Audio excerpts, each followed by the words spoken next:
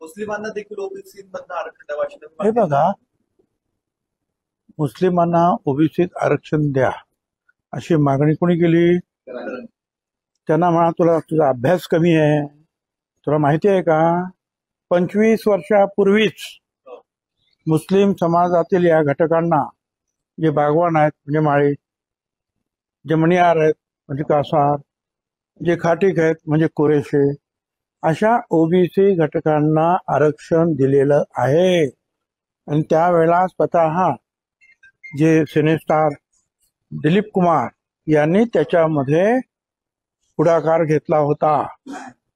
ते माझ्याकडे आले, ते त्यावेळेला विलासराव देशमुख जे मुख्यमंत्री होते त्यांच्याकडे सुद्धा गेले, पवार साहेबांकडे गेले. आणि त्याच वेळेला जे इथला व्यवसाय आणि तिकडचा व्यवसाय त्याचं जे साम्य आहे त्या लोकांना मिळाले, आरक्षण दिलंय. त्याला उगीच माहीत काही नसतं हो.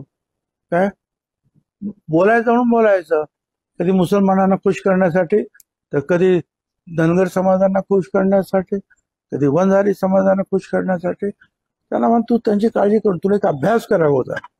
आणि त्यासाठी जे आहे तुम्हाला कल्पना नाही, शब्बीर अन्सारी नावाचे जालन्यातलेच एक मुसलमान समाजाचे पुढारी, त्यावेळेला सुद्धा वाद निर्माण झाला की आमच्या मुसलमानांमध्ये जाती नाहीत, अमुक नाही तमुक नाही. त्यावेळेला त्या शब्बीर अन्सारी यांना मुसलमान समाजातून सुद्धा विरोध झाला. पण त्या विचारांनी कास सोडली नाही, जिल्ह्यात जिल्ह्यात गेले, गावागावात गेले आणि त्याच्यामध्ये यश मिळवलेलं आहे. आता सुद्धा ते आमच्या स्टेजवर नेहमी असतात.